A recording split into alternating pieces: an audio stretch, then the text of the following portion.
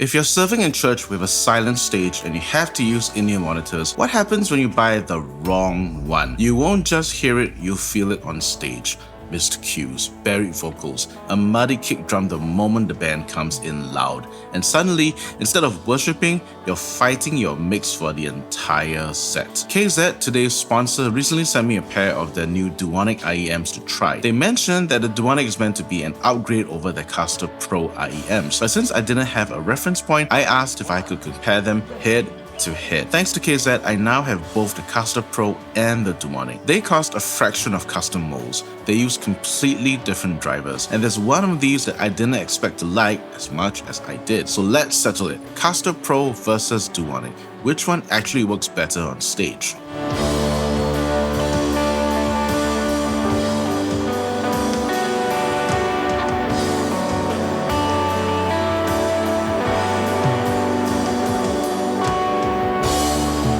First, let's talk about build quality and fit. Both the Castor Pro and the Duonic use lightweight resin shells, and even with tuning switches, neither shell feels bulky. They sit deep, they seal well, and during a full set, they don't feel like weights hanging off my ears. If you're a drummer or a singer who moves a lot, neither of these is popping out mid-chorus. One quick note about cables. According to the spec sheets, these two IEMs use different connectors. The Duonic uses a standard 0.78mm 2-pin. The Castor Pro uses a 0.75mm 2-pin. I tried to visually inspect the differences, and honestly, that 0.03mm gap is not something I can clearly see. But very importantly, practically speaking, this matters if your cable ever fails.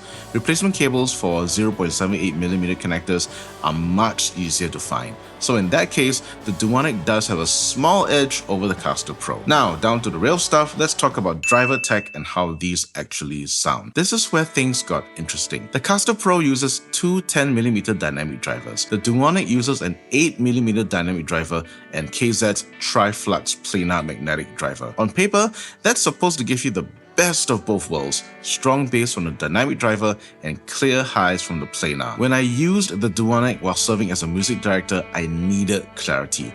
I needed to hear the mids and highs clearly with good separation so I could track everything happening on stage. For that role, the Duonic was a clear winner. I could use the tuning switches to bring up the bass just enough to hear the kick and the bass guitar while still keeping clear keyboards, acoustic guitar, and vocals. At that point, everything sounded great. That is until I served with my Christmas team. Here's where things changed. Clarity, it turns out, is a double-edged sword.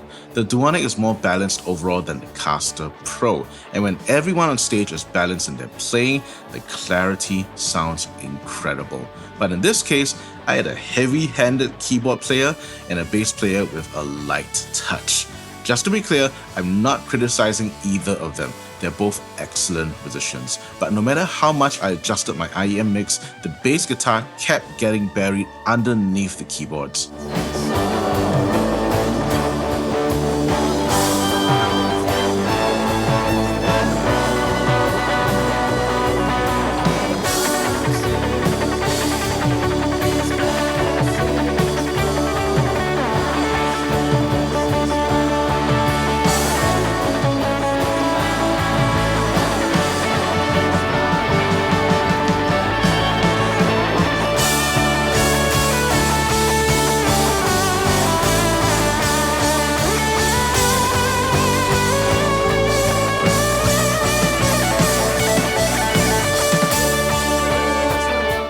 Ended up being the IEM I thought I wouldn't like as much, the Castor Pro. Maybe it's the larger 10mm drivers, maybe it's the naturally stronger low end, but the Castor Pro's reduced high-end clarity was actually helpful here. I could hear the bass clearly again, and the keyboards felt balanced instead of every hard note jumping out in the mix and slamming into my ears. That's what surprised me. The downgrade ended up saving the set.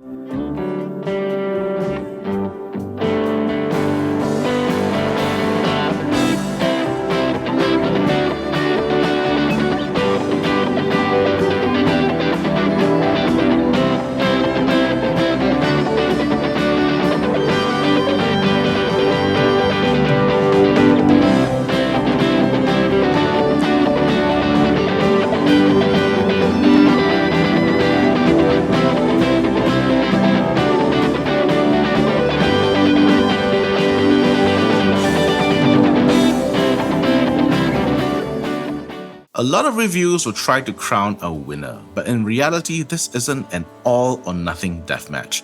In-ear monitors are just tools. If an IEM gives you what you need for a specific situation, it doesn't matter if the specs look inferior on paper. What matters is whether it serves you well on stage. So here's the real conclusion. There isn't a better IEM here. There's a right tool for the situation. If you need clarity, speed, and separation in a well-balanced band, the Duonic is excellent.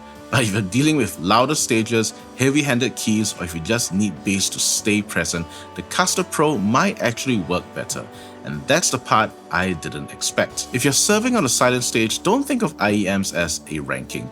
Think of them as tools. Different rooms, different players, different needs. So, I want to know, what's the hardest thing for you to hear clearly in your IEM mix right now? Let me know in the comments below. If you want to check out the Castor Pro or the Duonic, links are in the description and the pinned comment. If you found this kind of content helpful, I've put together a full in-ear monitor playlist that's going to pop up as a thumbnail after this video. If you're serving on a worship team, I hope this helps you hear better and serve with confidence. And if it did, hit the like, subscribe, and bell icon. I'll see you in the next one.